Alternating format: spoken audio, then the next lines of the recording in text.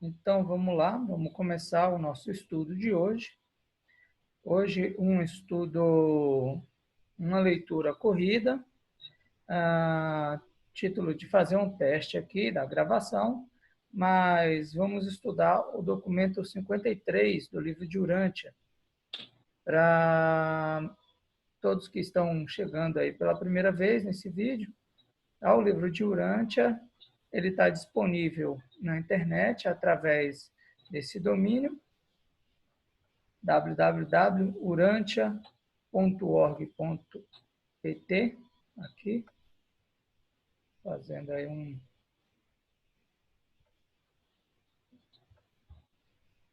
Você pode entrar aí por esse domínio e a gente vai ter acesso ao livro aqui, nessa partezinha aqui. Deixa eu só abrir aqui. Vai clicar aqui, ó, em ler, para poder ter acesso ao livro. Muito bom. O livro de Urântia está na íntegra disponível aqui nesse site. Então, se você vier aqui, você vai ter as partes do livro, os títulos dos documentos, né? E aqui, de documento a documento, todos os seus 196 documentos, mais a introdução, tá? Que não entra como um documento específico, mas que também faz parte do livro aí. Hoje a gente vai fazer a leitura do documento 53, que vai tratar sobre um tema muito importante, que é a rebelião de Lúcifer. Tá? Vamos fazer uma leitura corrida. Aqui na sala, a Gisele, que está falando do Rio de Janeiro, e eu, Adriano, falando aqui de Brasília. Então, vou abrir aqui, a gente ler juntos. Temos aqui o livro de Urântia, documento 53, a rebelião de Lúcifer. Gisele, você gostaria de começar lendo? Leio sim. Obrigado. Lúcifer era um brilhante filho Lananundek primário de Nébadon. Possuía experiência de serviço em muitos sistemas.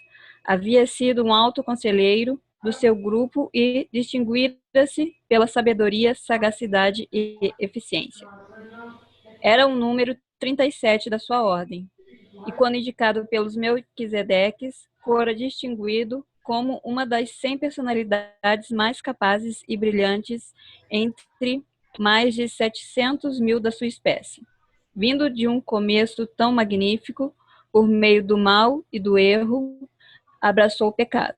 E agora está numerado como um dos 3 soberanos do sistema de Nébado, que sucumbiram ao impulso do ego e renderam-se aos sofismas de uma liberdade pessoal espúria, a rejeição da lealdade universal, a desconsideração pelas obrigações fraternais e a cegueira para as relações cósmicas.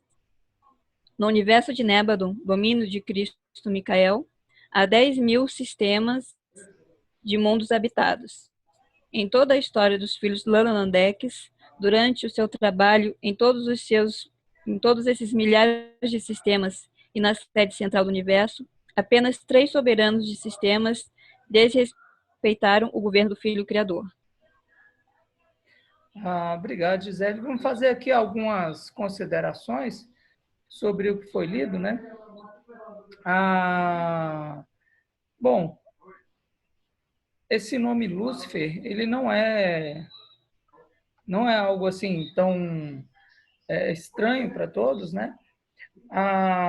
Quem está ligado com religião já ouviu de alguma forma falar a respeito de Lúcifer, e o livro de Urântia vem trazendo para nós ele como uma personalidade de um Lananundek primário, de um local chamado Nébadon, né? No livro de Urântia, Nébadon é um sistema local.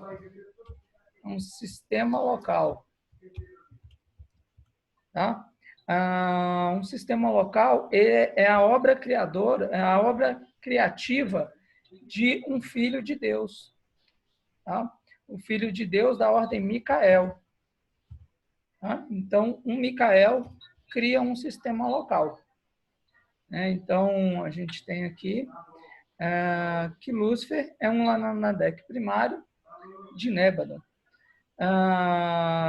Tem também especificado que Lúcifer era muito brilhante e era o número 37 da ordem dos Lanonandecs, né? Se distinguia pela sabedoria, pela sagacidade, pela eficiência. E, bom, num universo local, nós temos setores administrativos, né? Vou tentar colocar aqui na tela também alguns setores administrativos, como está organizado o universo local. Então, Nébadon ele é dividido em 100 sistemas, em 100 constelações, na verdade. Cada constelação está dividido em 100 sistemas, né, que são áreas administrativas. Vou colocar da seguinte forma para poder caber aqui. Colocar com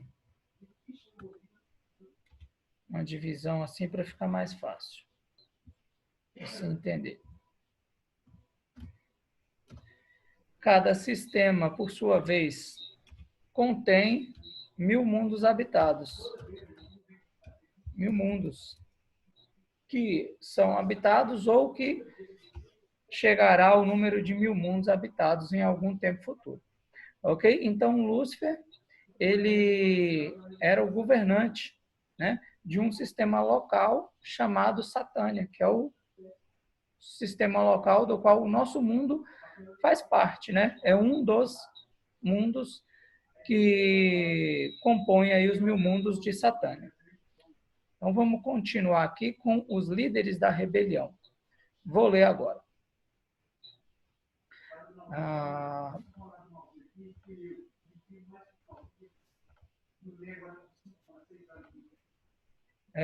Os líderes da rebelião. Lúcifer não era um ser ascendente, sendo um filho criado no universo local, dele foi dito: eras perfeito em todos os teus caminhos, desde o dia em que foste criado, até que a falta de retidão fosse encontrada em ti. Muitas vezes esteve em conselho com os altíssimos de Edêntia, e Lúcifer reinou sobre a montanha sagrada de Deus, a montanha administrativa de Jerusalém, pois era o dirigente executivo de um grande sistema de 607 mundos habitados. Havendo sido um ser magnífico, uma personalidade brilhante, Lúcifer estava ao lado dos pais altíssimos das constelações, na linha direta da autoridade do universo. Não obstante a sua transgressão, as inteligências subordinadas abstiveram-se de demonstrar-lhe desrespeito e desdém. Antes da auto-outorga de Micael em Urântia, mesmo o arcanjo de Micael, na época da ressurreição de Moisés, não fez contra ele juízo de acusação, mas simplesmente disse: o juiz te repreenda. O julgamento dessas questões pertencem aos anciões dos dias, governantes desse superuniverso. Lúcifer atualmente é um soberano caído e deposto de Satânia. A autoadmiração é sumamente desastrosa, até mesmo para as elevadas personalidades do mundo celeste. De Lúcifer foi dito: o teu coração enalteceu-se por causa da tua beleza. Tu corrompeste a tua sabedoria em vista do teu esplendor. O vosso profeta de outrora percebeu esse triste estado quando escreveu: de que modo tu caíste dos céus, ó Lúcifer, filho da manhã? Tu que ousaste confundir os mundos, como foste abatido. Quase nada foi ouvido sobre Lúcifer em Urântia, devido ao fato de haver designado o seu primeiro assistente, Satã, para advogar a sua causa no planeta. Satã, um membro do mesmo grupo de Lanonandecs primários, jamais funcionou como um soberano de sistema, mas participou totalmente da insurreição de Lúcifer. E o diabo não é nenhum outro senão Caligástia, o príncipe planetário deposto de Urântia, um filho Lanonandec da ordem secundária. Na época em que Micael esteve na carne em Urântia, Lúcifer, Satã e Caligástia aliaram-se para juntos tentar causar um insucesso da missão de auto-outorga. Todavia, tiveram um fracasso notável. Deixa eu baixar um pouco mais aqui. Deixa eu limpar aquilo ali também. Abaddon era o dirigente do corpo de assistentes de Caligástia. Ele seguiu seu chefe na rebelião e desde então atuou como dirigente executivo dos rebeldes de Urântia. Beelzebu foi o líder das criaturas intermediárias desleais que se aliaram às forças do traidor Caligástia. O dragão, afinal, tornou-se uma representação simbólica de tais personagens do mal. Com o triunfo de Micael, Gabriel veio de Salvington e acorrentou o dragão, que é representado por todos os líderes rebeldes, por unidade. Dos rebeldes seráficos de Jerusalém está escrito: e os anjos que não mantiveram o seu estado original e que deixaram a sua própria morada, ele os prendeu nas correntes seguras da obscuridade para o grande dia do julgamento. Então, o que a gente vê aqui é que a área administrativa da qual o nosso planeta faz parte, sofreu com uma rebelião do ser que governava, né, nessa área administrativa. No caso, aí, o sistema em que o nosso mundo está fazendo parte aí do sistema de mundos habitados, né? Nós vemos que Lúcifer era o governante do sistema.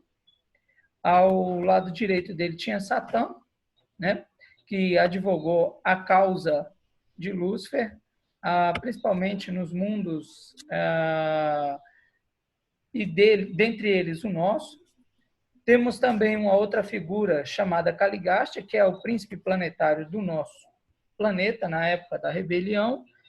E também temos a figura de mais dois seres aí, que é Abaddon e Beelzebu, né, que vão aparecer aí na história. Sabemos que eles foram derrotados, né, apesar de se juntarem numa investida contra Micael, que é Jesus Cristo, né, quando veio à Terra, quando se encarnou como filho do homem aqui na Terra, que é chamado de Urântia pelo livro. E com o triunfo de Micael, Gabriel acorrentou todos os líderes rebeldes, né? E eles estão presos até o momento, né? Então, é isso que está acontecendo aí. Vamos continuar agora com a Gisele lendo. As causas da rebelião.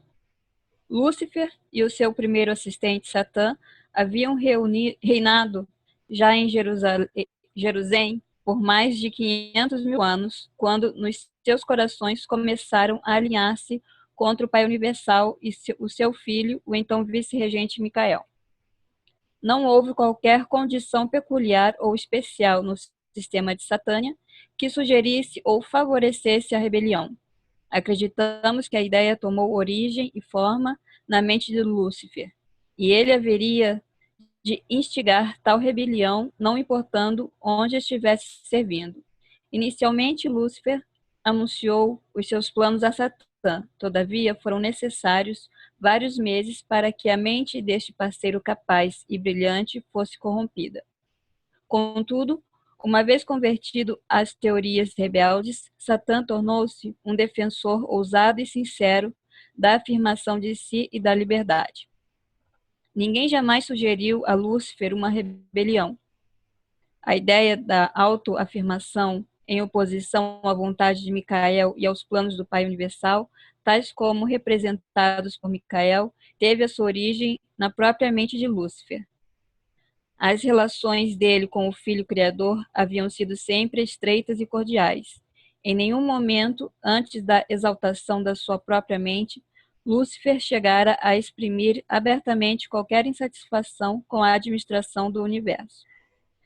Não obstante o seu silêncio, por mais de 100 anos do tempo padrão, os uniões dos dias em Salvington haviam informado, por refletividade para o Versa, que nem tudo estava em paz na mente de Lúcifer.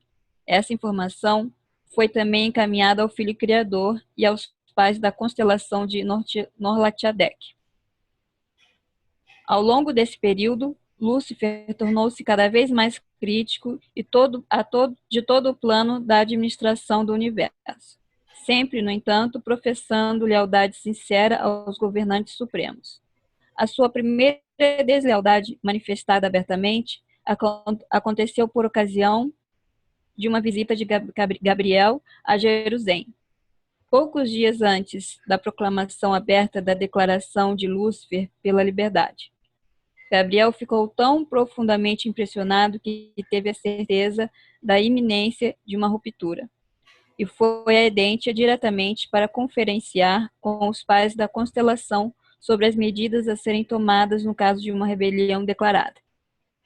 Muito difícil torna-se apontar uma causa ou causas exatas que finalmente culminaram na rebelião de Lúcifer. Estamos certos quanto a uma única coisa, e esta é: quaisquer que tenham sido as causas iniciais, elas tiveram a sua origem inteiramente na mente de Lúcifer. Deve ter havido um orgulho do ego, nutrido por ele próprio, a ponto de levar Lúcifer a iludir a si mesmo de um modo tal que, durante um certo tempo, realmente se haja persuadido de que a ideia rebelde, de fato, era para o bem do sistema, se não do universo. Quando os seus planos haviam já sido desenvolvidos a ponto de levá-lo à desilusão, sem dúvida, ele havia ido longe demais e o seu orgulho original, gerador da desordem, não lhe permitiria parar. Em algum ponto nessa experiência, ele tornou-se insincero e o mal evoluiu em pecado deliberado e voluntário. A prova de que isso aconteceu está na conduta subsequente desse brilhante executivo. A ele foi oferecida, desde longa data, a oportunidade clara de arrependimento. No entanto, apenas alguns dos seus subordinados aceitaram a misericórdia oferecida. Os fiéis dos dias de Edentia, a pedido dos pais da constelação, apresentaram pessoalmente o plano de Micael para a salvação desses rebeldes flagrantes. No entanto, a misericórdia do Filho Criador foi sempre rejeitada, e rejeitada com desprezo e desdém sempre maiores. Obrigado, Gisele. A gente viu aí, então, que apareceu algumas palavras novas, né? Salvington. Apareceu também Norlatiadec. Apareceu também Edentia.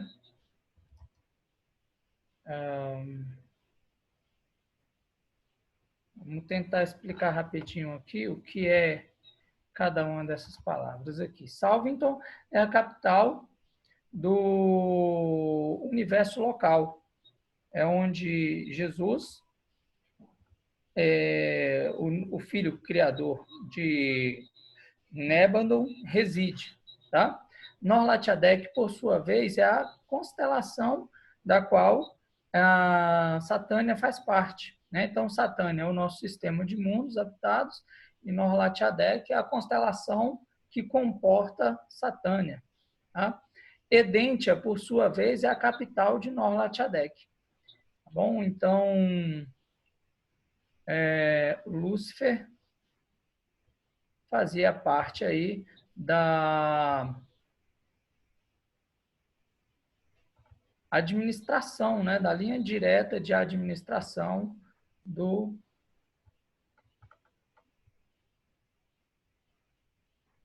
esquema de organização aí de todo um sistema de mundos habitados, tá? Então ele obedecia aí às regras de governantes que estavam acima dele, né? Logo acima do nível do sistema, temos o nível da constelação. Quem governa no nível da constelação são os altíssimos da constelação. Acima do nível da constelação, temos o nível do universo local, né? Então, quem executa as ordens de Micael aí no nível, nos níveis mais baixos, né? Partindo de Salvington para a constelação e para os sistemas, quem executa as ordens de Micael é o seu filho, o brilhante estrela matutino, que é Gabriel. Então, nós vemos aí Gabriel, né, todos apresentando um respeito muito grande por Lúcifer, e mesmo vendo que ele estava incorrendo em alguns equívocos, alguns erros, todos sempre respeitando ele, e somente depois de ouvi-lo abertamente foi que Gabriel percebeu realmente que estava iminente uma ruptura, né? Bom, então é isso. Vamos prosseguir com a leitura aqui. Vou ler agora o número 3, o Manifesto de Lúcifer. Quaisquer que hajam sido as origens primeiras do desacerto nos corações de Lúcifer e Satã, a explosão final tomou forma na declaração de liberdade de Lúcifer. A causa dos rebeldes foi declarada sobre três pontos principais. Ponto 1. A realidade do Pai Universal. Lúcifer alegou que o Pai Universal não existe realmente, que a gravidade física, a energia do espaço são inerentes ao universo, que o Pai seria um mito, inventado pelos filhos do paraíso no fito de capacitá-los a manter o governo dos universos em nome dele. Negou que a personalidade fosse uma dádiva do Pai Universal e chegou a sugerir até mesmo que os finalitores estivessem juntos em conspiração com os filhos do paraíso para impor tal fraude a toda a criação, posto que nunca chegavam trazendo uma ideia suficientemente clara da personalidade autêntica do Pai, tal como se pode discerni-la no paraíso. Lúcifer lidava com a reverência como se esta fora uma ignorância. A acusação foi radical, terrível e blasfema. E esse ataque velado contra os finalitores, sem dúvida, foi o que influenciou os cidadãos ascendentes, então, em Jerusalém, levando-os a permanecerem firmes e manterem-se constantes, resistindo a todas as propostas rebeldes. Jerusalém aqui, capital do sistema de Satânia, o sistema que nosso mundo faz parte, tá? Continuando aqui. O governo universal do Filho Criador, o segundo ponto aí da causa dos rebeldes, né? O governo universal do Filho Criador, Micael. Lúcifer sustentava que os sistemas locais deveriam ser autônomos. Protestava contra o direito do Filho Criador, Micael, de assumir a soberania de Nébadon, em nome de um pai do paraíso hipotético, bem como de exigir que todas as personalidades que reconhecessem lealdade a esse nível nunca visível. Afirmava que todo o plano de adoração seria um esquema sagaz para o engrandecimento dos filhos do paraíso. Estava disposto a reconhecer Micael como sendo o seu pai criador, mas não como o seu Deus, nem como o seu governante de direito. Lúcifer atacou com profunda amargura o direito dos anciãos dos dias, que ele chamou de potentados estrangeiros, de interferir nos assuntos dos sistemas e universos locais.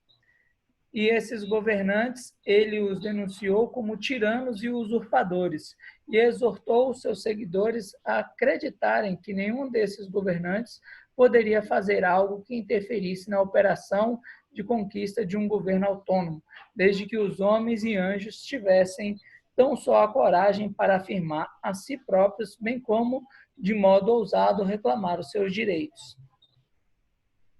Então, a gente vê aí que Lúcifer tem um problema de lidar com alguma autoridade, né? Vamos continuar.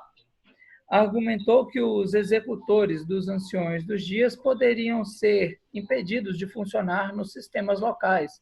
Para tanto, bastava que os seres nativos afirmassem a sua independência. Sustentava que a imortalidade era inerente às personalidades do sistema, que, sendo natural e automática, a ressurreição, todos os seres viveriam eternamente, não fossem os atos arbitrários e injustos dos executores a mandado dos anciões dos dias. Então, nós vemos aí o ponto 2, né? Agora vamos para o ponto 3, o ataque ao plano universal dos ascendentes mortais.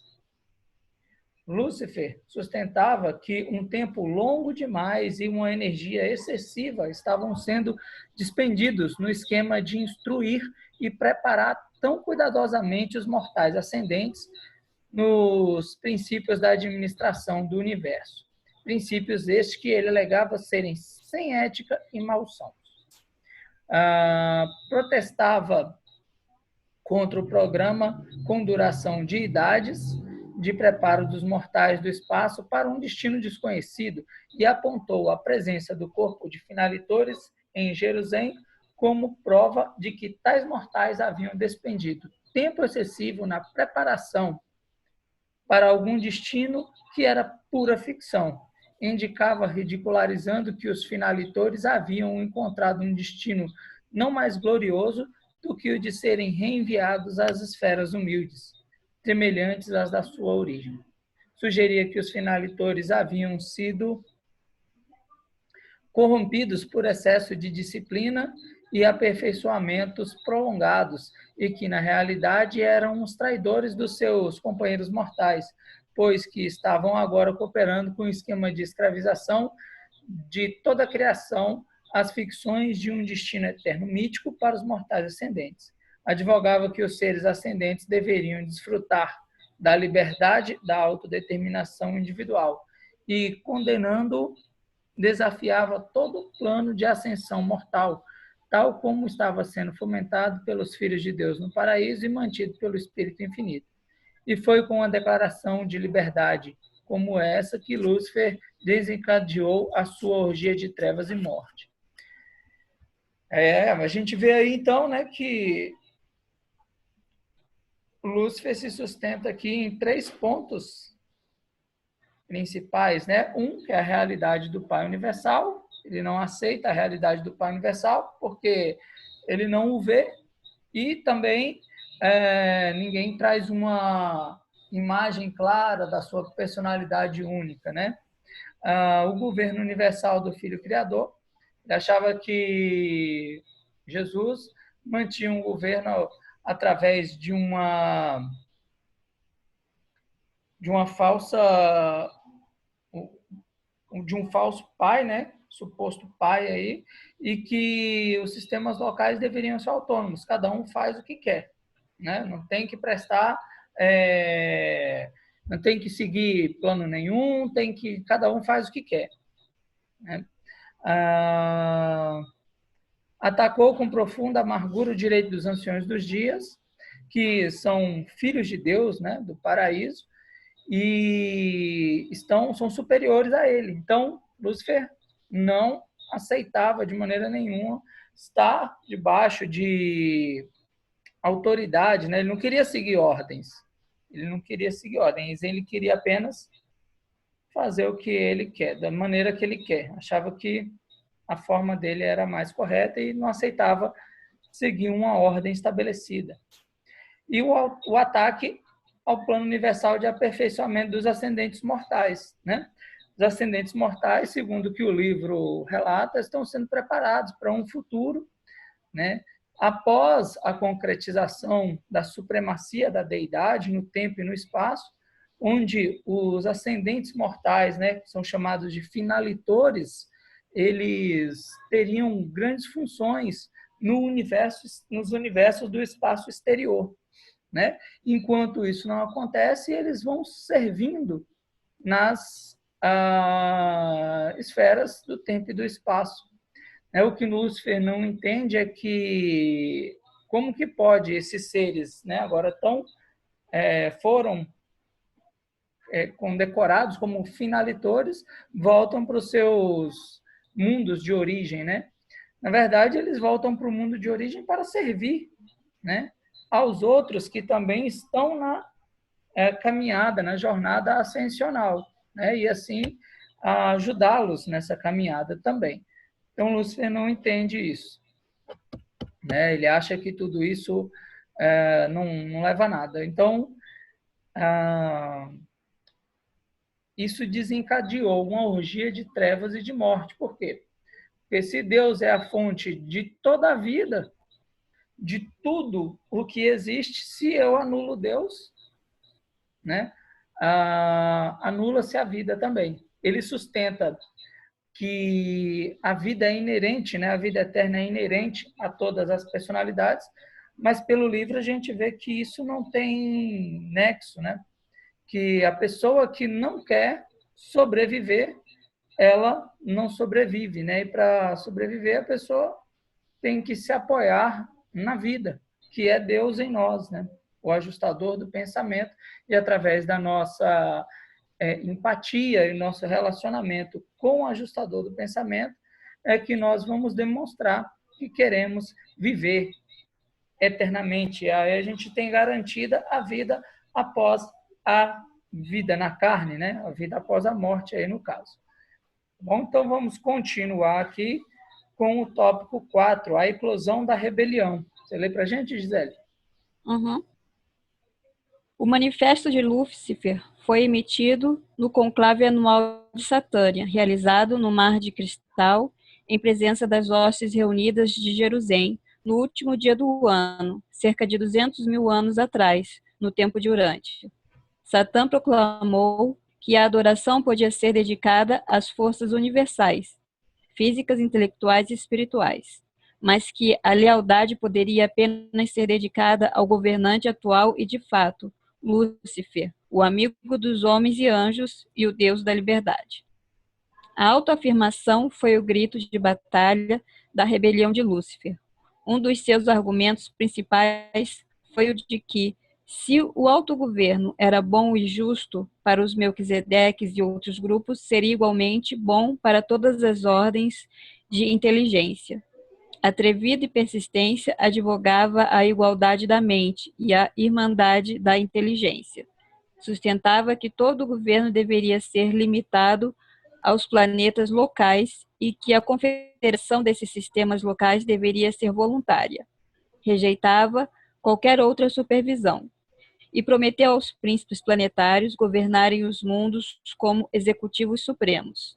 Condenava a concentração das atividades legislativas na sede central da constelação e a condução dos assuntos judiciais na capital do universo.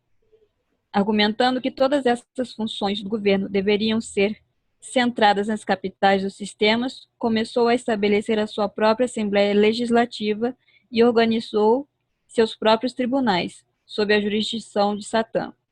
Depois, mandou que os príncipes apóstatas dos mundos fizessem o mesmo. Todo o gabinete administrativo de Lúcifer seguiu-o em um só bloco e prestou um juramento público na qualidade de oficiais da administração da nova direção dos mundos e sistemas liberados. Ainda que tenha havido anteriormente 2 rebeliões em Nébadon, elas aconteceram em constelações distantes. Lúcifer afirmava que essas insurreições não tiveram êxito porque a maioria das inteligências não seguiu seus líderes. Argumentou que a maioria governa, que a mente é infalível. A liberdade dada a ele pelos governantes do universo sustentou aparentemente muitas das suas opiniões nefandas. Desafiou todos os seus superiores e ainda assim, aparentemente, eles não deram atenção ao que ele fazia, e assim ele continuou livre para prosseguir no seu plano sedutor, sem empecilhos ou entraves. Lúcifer apontou todos os atrasos misericordiosos da justiça como evidência da incapacidade da parte do governo dos filhos do paraíso para conter a rebelião. Desafiava abertamente e com arrogância provocava Micael, Emanuel e os anciões dos dias. E então assinalava o fato de nenhuma medida estar sendo tomada como uma evidência verdadeira da impotência dos governos do universo e do superuniverso. Gabriel esteve pessoalmente presente durante o suceder de todos esses procedimentos desleais e apenas anunciou que iria, no devido tempo, falar por Micael, e que todos os seres seriam deixados livres e não seriam forçados nas suas decisões, que o governo dos filhos, em nome do Pai, desejava apenas a lealdade e a devoção voluntárias, de coração e a prova de sofismas. A Lúcifer foi permitido estabelecer totalmente e organizar cuidadosamente o seu governo rebelde, antes que Gabriel fizesse qualquer esforço para contestar o direito de sucessão ou de contradizer a propaganda rebelde. Mas os pais da constelação imediatamente confinaram a ação dessas personalidades desleais ao sistema de Satânia. Esse período de demora, contudo, foi uma época de grande provação e testes para os seres leais de todos o Satânia. Durante alguns anos, tudo ficou caótico e houve uma grande confusão nos mundos das mansões. Obrigado, Gisele. Bom, mais uma vez aí a gente vê, né, que o problema de Lúcifer realmente é com autoridade, né? Ele se submeter à autoridade, ele quer fazer as coisas da maneira dele, não quer se submeter à autoridade, acha que as rebeliões anteriores não deram certo porque as pessoas e os envolvidos não se uniram realmente, que a mente governa, né? Ali a mente ela é infalível, né? Confia no intelecto, né? Pode-se dizer. Então, anula a fé e confia na mente apenas, né? E a maioria governa. Aí a gente fica se perguntando, né? A maioria é formada por quem? Né? Por seres criados. Né? Não só a maioria, né? A totalidade é formada de seres criados. Quem tem mais sabedoria, quem tem mais conhecimento, quem tem mais autoridade? Os seres criados, mesmo que unidos, ou o criador desses seres? Né? Por aí a gente chega realmente à conclusão de que Lúcifer ele estava se levantando contra, né, o governo do Pai Universal. Né? Então, é o subordinado querendo dar o golpe aí, né, no sistema. Né? Ele quer tomar para si algo que não lhe pertence. Ele tinha ali o direito de governar, ele conseguiu esse direito, mas isso subiu à sua cabeça, né? Esse poder subiu à sua cabeça, e ele agora queria ser o dono de tudo, né? E fazer da forma que ele achava melhor, e não da forma com que as inteligências superiores a ele tinham estabelecido. Né? Não é por menos que os seres criados eles estão bem abaixo, né? Porque realmente a ordem e o plano de Deus ele é perfeito. Então, quando a gente quer sair desse plano de Deus, se caracteriza realmente uma insurgência, né? Então, é mais ou menos isso que aconteceu com Lúcifer, né? Bom, pessoal, já está chegando aqui a 1 hora de vídeo, né? Vamos terminar aqui a leitura do 5. Na próxima videoleitura aqui, a gente continua a outra parte aqui do documento, tá bom? Vou ler para vocês agora o tópico 5, a natureza do conflito. Quando a rebelião de Satã estourou, Micael aconselhou-se com Emanuel, o seu irmão do paraíso. Em seguida, essa significativa conferência, Micael anunciou que seguiria a mesma política que havia caracterizado o tratamento dado a levantes semelhantes no passado, uma atitude de não interferência. Na época dessa rebelião e das duas que a precederam, não havia nenhuma autoridade soberana absoluta e pessoal no universo de Nébadon. Micael governava por direito divino, como vice-regente do Pai Universal, mas não ainda pelo seu próprio direito pessoal. Não havendo completado a sua carreira de auto-outorgas, Micael ainda não havia sido investido com todo o poder nos céus e na terra. Desde o momento da eclosão da rebelião até o dia da entronização como governante soberano de Nébadon, Micael nunca interferiu nas forças rebeldes de Lúcifer. A elas foi permitido que agissem livremente por quase 200.000 anos do tempo de Urântia. Cristo, Micael, agora tem amplo poder e autoridade para lidar prontamente e até mesmo sumariamente com esses rompantes de deslealdade. Mas duvidamos que a autoridade soberana o levasse a agir diferentemente se outro desses levantes ocorresse. Posto que Micael escolheu permanecer à margem da atividade da guerra, na rebelião de Lúcifer, Gabriel reuniu o seu corpo pessoal de assistentes em Edêntia e, em conselho com os Altíssimos, optou por assumir o comando das hostes leais de Satânia. Micael permaneceu em Salvington, enquanto Gabriel rumou para Jerusalém e, estabelecendo-se na esfera dedicada ao Pai, o mesmo Pai Universal, cuja personalidade Lúcifer e Satã punham em dúvida, na presença das hostes reunidas das personalidades leais, Gabriel içou a bandeira de Micael, o emblema material do governo da Trindade para toda a criação. 3 círculos concêntricos na cor azul celeste, bem sobre um fundo branco. O emblema de Lúcifer era uma bandeira branca com um círculo vermelho ao centro e dentro do qual inseria um círculo todo em negro. Houve guerra nos céus. O comandante de Micael e os seus anjos lutaram contra o dragão, Lúcifer, Satã e os príncipes apóstolos. E o dragão e os seus anjos rebeldes lutaram, mas não prevaleceram. Essa guerra nos céus foi uma batalha física, essa guerra nos céus não foi uma batalha física, como um conflito dessa ordem poderia ser concebido em Urântia. Nos primeiros dias da luta, Lúcifer permaneceu continuamente no anfiteatro planetário. Gabriel conduziu uma interminável exposição dos sofismas rebeldes, da sua sede central estabelecida nas cercanias. As várias personalidades presentes à esfera e que estavam em dúvida quanto à própria atitude, iam e voltavam em meio às suas decisões, até que chegaram a uma decisão final. Mas essa guerra nos céus foi muito terrível e muito real.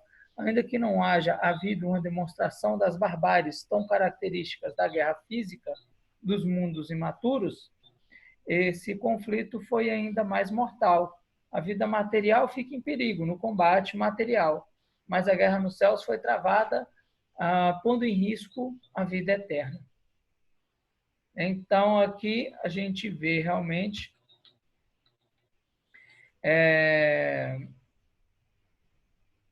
que foi uma rebelião muito forte, né? E que coloca em risco não a vida material, mas a vida eterna, né? Dos seres envolvidos. E aí são seres envolvidos de todas as ordens, né? Desde os seres envolvidos das ordens angélicas e das mais elevadas formas de inteligência, dotados com vontade, aos mais baixos, né, que são os humanos em ascensão, né, que optam ou não pela irrealidade do sofisma, né, apresentado por Lúcifer. Então, essa guerra era uma guerra não física, mas uma guerra de exposição de verdades e inverdades, todas baseadas aí na forma de interpretação que Lúcifer queria dar ao que ele gostaria que fosse, né? Então, ele dava ali a sua interpretação para a leitura que ele fazia do esquema administrativo do universo. Já Gabriel dava ao seu ponto de vista baseado na fé, né? Ele acredita em Deus e Lúcifer agora está colocando em xeque a existência de Deus. Por quê? Porque os interesses dele estão em primeiro lugar, né? Então, isso acontece aí também conosco, né? Quando os nossos interesses estão em primeiro lugar, a gente começa a duvidar da ordem de Deus, né? Para que eu vou seguir essa ordem, né? Deus existe mesmo? Deus não existe? Então, é aí que a gente precisa realmente parar um pouquinho e refletir, porque a gente pode realmente continuar vivendo materialmente, mesmo que sendo interiormente uma pessoa que nega a Deus. Mas estamos colocando em risco a nossa vida eterna, né? Então, a saúde e a vida da nossa alma. Será que é isso que falta a gente saber para poder tomar decisões mais sábias no nosso dia a dia, né? Espero que essas informações sejam importantes para você que chegou até aqui, que assistiu esse vídeo. Se você gostou, compartilha com alguém, né? Dá um like aí no vídeo para ajudar a divulgar esse conhecimento. E no próximo vídeo vamos continuar com a leitura do tópico 6, do tópico 7, do tópico 8 e aí do tópico 9. Eu acho que termina no tópico 9 aí esse documento. Isso. 6, 7, 8 e 9 no próximo vídeo. Aguardo você aqui.